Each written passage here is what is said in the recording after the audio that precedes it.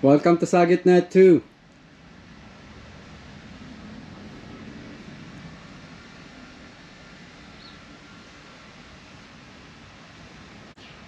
I got something that will make everyone be interested on how I came up with this idea of putting this together.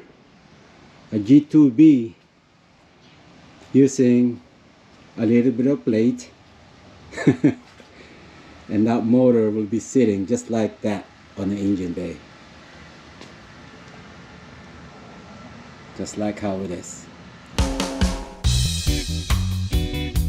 Another G23 VTEC build project, and I'm just about almost done coupling the B series transmission. What you're looking at is how it's going to be sitting on the engine bay.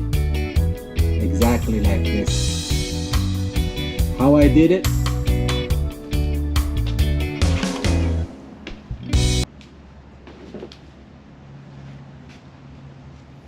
See the plate?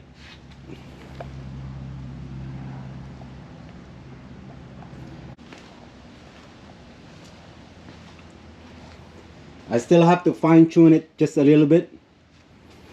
The mounting bolt for this side, I'm still deciding whether I should put two helicoil on this side, one for the starter and one for the big bolt that goes through here, or I can just put the helicoil on this side and it will be just one long bolt that goes through. I think that will be much more easier. I think I just ran out of time today. And the B series intermediate shaft, I have tried the H22 and it will work also, and I don't have to do a lot of grinding on this side because the H22, it's exactly landed right from where it's at, except that the three holes, it's a little bit lower. I'm going to weigh my option, which one will be best or which one will be easier.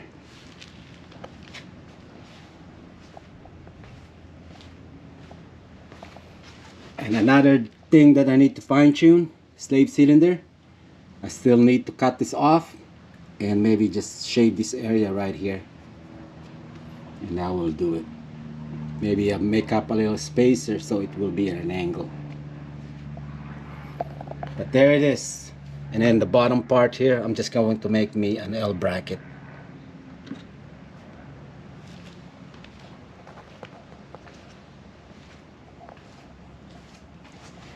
And this side here, I'm thinking of welding an aluminum piece and then just put on a support system, triangulate.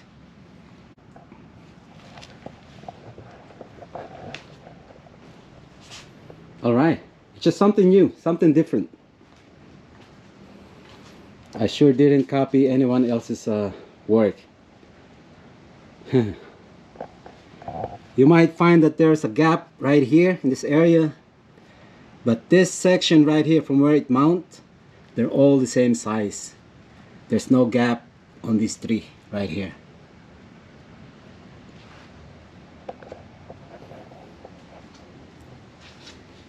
So make sure you follow up on the episode on the G2B project. Thank you all for watching. Bye everyone. Peace out. Be safe.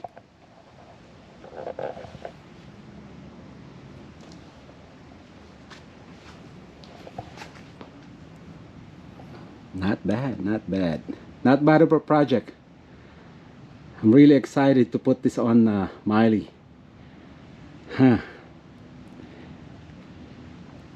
Boosting this motor, it came to a thought.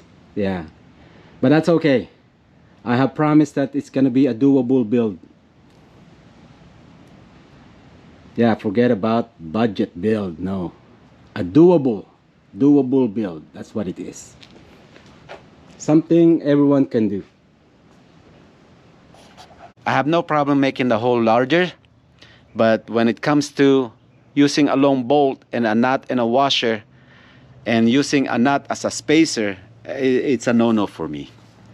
Yeah, that's why my mind started thinking, said, man, I think I can do something different. Yeah, that I would think it will be better in my own perspective, in my own opinion. So number one is I want to be different. It's a new innovation, another contribution to an H2B project. It's up to you if you want to use this concept or not. But really, the majority of the question will be is why waste a good part? My answer to that is finally.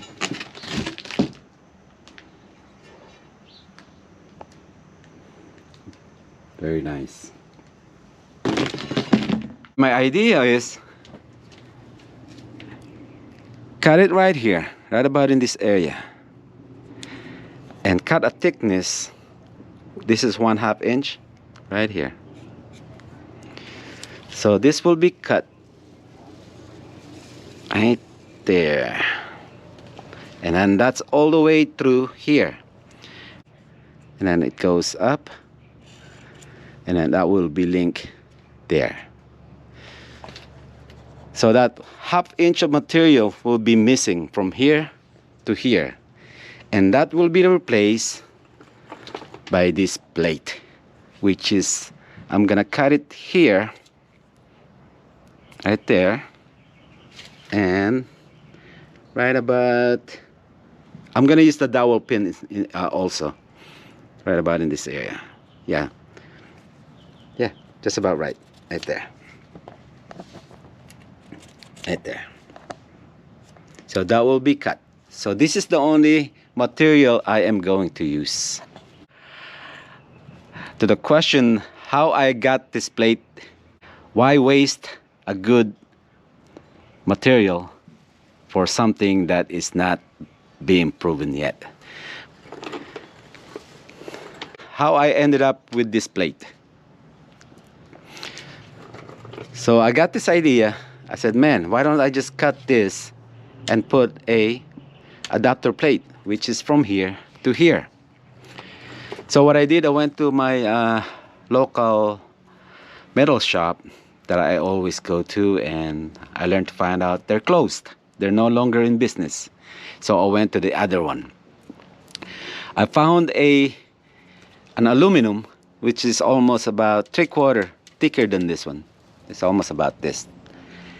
And it was a long, maybe 3 feet and about 1.5 feet. Yeah. And I weigh it. It was 35 pounds. So I went inside the office and asked them how much that material will cost me. And she said it's $5 a pound. So you figure that, I think it's $175. So, yeah, that's a lot of money, right? Well, how much for 12 inches by 12 inches? The same thickness. She said $100. It's $100 because they have to pay someone to cut it. I have watched someone, he was making one of these plates. He was trying to adapt a K-series into a BMW transmission. And he used up all his arsenal, his tools, to put some holes onto this. I said, man, after I saw his video, I'm not going through that. So that's how I got this one. I said, you know what? Let me pay $160 and use this, and all I need to cut is right here, 2 areas, and this is pre-drilled already. And all I need to do is stop some holes when I use these bolts, this area. Saving $60 is not worth it with all that trouble. So that's how I end up with this plate. I think this is much better than making that contraption. It's just the question is, why waste a good part? My answer to that is innovation. It's something new, something different. My second option was cut it, put it on, bolt it on, and then weld it. it has to be precise that I'm removing the same material as I was adding this plate on. Otherwise, this thing will be sitting cocky. If I am not successful on cutting this really straight, then I have no choice but to weld it. I will try not to weld it because I need a blind bolts right here. I've asked around at work and I told them about it, and some guys don't like the idea, but some guys gave me a good few pointers that as far as the load distribution, since this thing is still bolted into the plate, and that's what I'm gonna do. What I got going here, I just want to see how concentric this thing is. That's all, nothing more. All right.